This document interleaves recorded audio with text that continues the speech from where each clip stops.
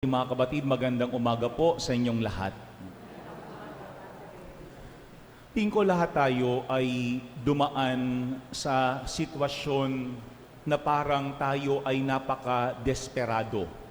Maaaring may problema sa pamilya, karamdaman na hindi pa gumagaling, hindi magandang relasyon sa ating mga mahal sa buhay, maaaring kawalan ng trabaho o hindi magandang hanap buhay. Marami tayong karanasan na tayo ay naging desperado sa ating buhay. At ang sabi nga nila, desperate people do desperate things. Bakit? Kasi kapag tayo po ay desperado, ang ating nararamdaman ay dalawa. We feel helpless, parang wala kang magawa. At pangalawa, we feel hopeless, parang nawawala yung ating pag-asa. At yan po yung ating natunghayan sa ating ebanghelyo sa ngayon. Dalawang tao na ang kanilang pakiramdam ay helpless at hopeless. Una ay si Jairo. Ano ang sinasabi po ng ating ebanghelyo? Si Jairo ay pinuno ng sinagoga. At bakit siya lumapit kay Jesus? Dahil yung kanyang dalagitang anak ay nag-aagaw buhay. Siguro kahit sino namang magulang, yung kaunting karamdaman nga lamang ng inyong anak, talagang hindi ka na mapakali, gagawin mo ang lahat para lamang ito ay mapagaling. Ano pa kaya yung nag-aagaw buhay ang iyong anak? Pero pangalawang tao sa ating ebanghelyo ay yung babae. Siya naman ay dinudugo sa loob ng 12 taon. Maiisip natin gaano kahirap sa kanya yung ganoong sitwasyon. Siya ay hindi pwedeng makisalamuha sa mga tao dahil ang tingin sa kanya ng lipunan ay hindi lamang may sakit kung hindi marumi, sapagkat siya ay nilalabasan ng dugo sa kanyang katawan. At sa isang banda, ang sabi ng ating ebanghelyo ay halos maubos na yung kanyang ari-arian, kakapagamot. Pero hindi umaayos ang kanyang sitwasyon, bagkus ito'y lalo pang lumulubha. Pero maganda pong ating tingnan yung ebanghelyo sapagkat magkaiba yung kanilang paraan ng paglapit kay Jesus. No? Si Jairo sa ating ebanghelyo, ano ang sabi dito? Pagbaba ni Jesus mula sa bangka, siya ay sinalubong ni Jairo. Talagang harapan pumunta si Jairo kay Jesus. Yung babaeng dinurugo, hindi siya humarap kay Jesus. Kung hindi siya ay nakipagsiksikan. At ano ang kanyang ginawa? Kanyang hinawakan yung damit ni Jesus mula sa likuran, patago. Bakit? Sapagkat alam niya na yung kanyang gagawin ay hindi tanggap ng lipunan. Sabi ko nga, hindi siya dapat makita sa piling ng mga taong walang karamdaman. Kasi sa panahong yun, pwedeng ilagay niya sa peligro yung mga tao na pwedeng makahipo at lumapit sa kanya dahil sa kanyang pagdurugo at dahil sa kanyang karumihan. Pero mga kabatid, itong dalawang taong ito, tinuturuan tayo na kapag tayo ay dumating sa mga desperadong sitwasyon sa ating buhay, ano ba yung dalawang bagay na mahalaga na meron tayo? Yung dalawang H. Yung unang H, humility, yung kababaang loob. Yan ay tinuro sa atin ni Jairo. Sabi nga natin si Jairo, hindi lang basta magulang. Si Jairo ay pinuno ng sinagoga. Ibig sabihin, siya ay may posisyon. Siya ay merong kapangyarihan. Kahit anong sabihin niya, gagawin at gagawin ng mga tao. Kahit sino ang kanyang utusan, susunod at susunod sa kanya. Pero sa ating ebanghelyo, ang unang napakalino na katangian ni Jairo ay yung kanyang kababaang loob. Ang sabi ng ating ebanghelyo sa ngayon, pagkakita kay Jesus, siya'y nagpatira pa sa kanyang paanan. At ang samo, agaw buhay po ang anak kong dalagita. Kung maaari, sumama po kayo sa akin at ipatong ninyo ang inyong kamay upang siya'y gumaling at mabuhay. Si Jairo may posisyon, pero siya mismo ang lumapit kay Jesus. May posisyon, pero siya'y nagpatira pa sa harapan ni Jesus. May posisyon, pero hindi niya pinilit si Jesus na sumama sa kanya. At ang sabi lamang niya, kung maaari. Yan po yung unang paalaala sa atin. Kapag tayo ay dumating sa mga desperadong pangyayari sa ating buhay, walang posisyon, walang kapangyarihan, walang kayamanan, walang titulo.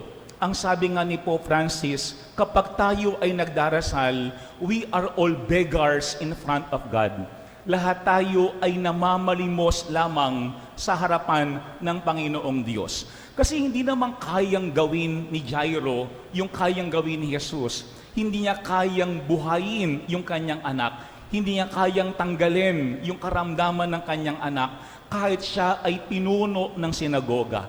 Tingin ko yun ang unang napakahalaga sa ating ebanghelyo sa ngayon, yung kababaang loob. Hindi niya pinag-iitan kay Jesus, kailangan gawin mo ito kasi ako ay pinuno. Kailangan sumama ka sa akin kasi ako ay ma-impluwensya, ako ay makapangyarihan. Tingin ko yun ang unang mahalagang ating tagnan sa ating buhay. Kasi baka may mga pakakataon, meron tayong feeling of entitlement. Kailangan gawin mo ito, Panginoon. Kasi ganito ako, kasi ito ako, kasi kilala ako, kasi makapangyarihan ako, kasi mayaman ako, kasi ako ay tanyag. Pero hindi ganyan ang pinakita ni Jairo. Kung hindi tinuturuan tayo ni Jairo ng unang pinakamahalaga, kapag tayo ay lalapit sa Diyos, ay yung kababaang loob. Kung maaari.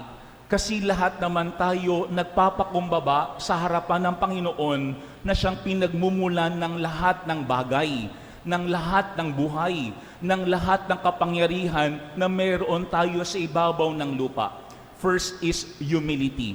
Wala tayong pwedeng ipagmalaki sa harapan ng Diyos. Ating hindi pwedeng pilitin ang Panginoon sa mga bagay na ating pinapakiusap lamang sa Kanya.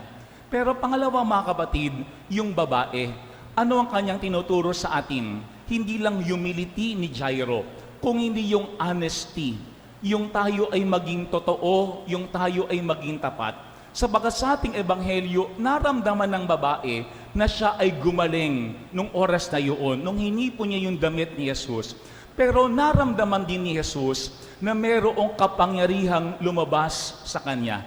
Kaya nga ang sabi dito ay, sino ang humipo sa akin? Pwede namang pabayaan na lamang ni Jesus, no? Total, sanay naman si Jesus na mayroong gumagaling kapag tumatabi sa Kanya. Kaya nga pati yung Kanyang mga alagad nagtaka. Ang sabi nila, Panginoon, nakikita po niyo na kisiksikan ang napakaraming tao.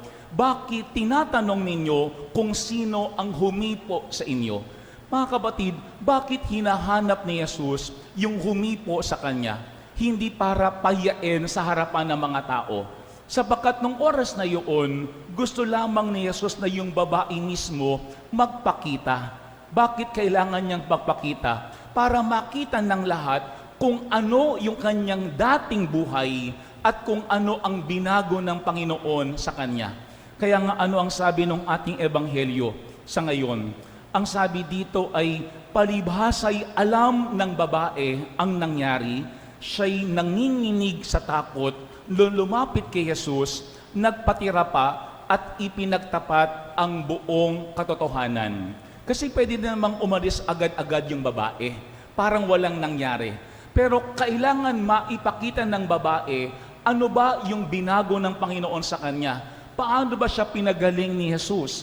Ano ba yung kapangyarihang merong si Jesus na kanya mismong naramdaman para yung babae mismo ay maibalik ni Jesus sa lipunan. Sabi ko nga, yung kanyang karamdaman ang nagpalayo sa kanya sa mga tao dahil siya ay marumi. Pero nung oras na yun, ano ang ibinibigay sa kanya ni Jesus? Hindi lamang kagalingan, kung hindi kapayapaan. Kaya ang sabi ni Jesus, anak, pinagaling ka ng iyong pananalig sa akin. Umuwi ka na't ipanatag mo ang iyong kalooban. Kasi baka may mga pakakataon, tayo ay magaling na. Pero ang lagi bumabalik sa ating alaala, sa ating isipan, ay yung ating nakaraan, kung kailan tayo mismo ay dinudugo. Pero ano ang sinasabi diyan? Ipanatag mo ang iyong kalooban. Sapagkat alam ng lahat kung sino ka dati. Pero alam din ng lahat kung ano ang pagbabago nangyari ngayon sa iyong buhay. Yan po yung pangalawang paalaala sa atin, honesty. Kasi minsan baka tayo ay nagpapanggap, hindi naman talaga ako nagkasakit, wala naman talagang problema sa aming pamilya, hindi naman talaga ako naghikahos at nakaroon ng matinding pagsubok sa aking buhay. Sa ating ebanghelyo, kailangan natin yung honesty, yung maging totoo tayo. Maging totoo, hindi lamang aminin kung ano yung nangyari sa ating dati, kung hindi atin din tignan ano ba yung inayos, ano ba yung binago ng Panginoon sa ating buhay. Kasi yun ang makapabalik sa atin, sa ating pamayanan, at yun din ang magiging dahilan para tayo magkaroon ng kapanatagan. Pero mga kapatid, merong isang magandang detalye itong ating ebanghelyo na huwag nating kalilimutan. Sapagkat nung gumaling na yung babae, ang sabi dito, samantalang nagsasalita pa si Jesus, may ilang dumating mula sa bahay ni Jairo. Patay na po ang anak ninyo. Bakit pa ninyo aabalahin ang guro? Siguro kung tayo si Jairo, pwede tayong manlumo. Kasi ating nakita, may babaeng gumaling. Pero agad-agad may nagsasabi sa atin, teka lang, yung anak mo na inaasahan mong pagagalingin ni Jesus ay patay na, huli na ang lahat. Siguro sa ating buhay, may mga taong ganoon na pwedeng maging dahilan para tayo ay panghinaan ng loob. Maging dahilan para tayo ay sumuko at mawala ng pag-asa. Pero nung oras na yun, kinausap ni Jesus si Jairo. At ang sabi niya ay, huwag kang mabagabag, manalig ka. Kasi mga kabatid, sa ating buhay, maraming pwedeng magpahina sa atin. Maraming pwedeng magsabi sa atin, wala ng pag-asa. Huli na ang lahat, wala nang magagawa pa. Pero sa ating ebanghelyo, ano ang hamon dyan ni Jesus? Huwag silang pakinggan. Kasi hindi sila ang may huling salita sa ating buhay. Kung hindi si Jesus, hindi sila ang pwedeng magpanumbalik ng ating kalusugan. Hindi sila ang pwedeng magpabalik ng ating buhay. Walang iba kung hindi si Jesus. Kaya nga, nung dumating si Jesus sa bahay ni Jairo, ang sabi dito, hinawakan niya ang dalagitang anak sa kamay at sinabi, Talita kumi, Ineng, sinasabi ko sa iyo, magbangon ka. Mga kapatid, kapag tayo ay desperado, magandang ating tignan, sino ba yung ating nilalapitan? Saan ba tayo kumakapit? Ano ba yung ating pinapakinggan? Maraming salita na pwedeng tayo ay manghina. Maraming mga tao na pwedeng magpabagsak sa atin. Pero sa ating ebanghelyo, tandaan natin ang sinasabi ni Jesus, huwag kang mabagabag, manalig ka. Talita kumi, tumayo ka. Araw-araw si Jesus ang may huling salita sa buhay natin. Araw-araw si Jesus ang pwedeng magpabago sa atin. Pero mga kapatid, tandaan natin, ang tanda na tayo ay malapit kay Jesus ay kapag mayroong magandang nangyari sa buhay natin at sa mga mahal natin. Dalawa ang paraan para tayo ay lumapit kay Jesus, humility at pangalawa, honesty.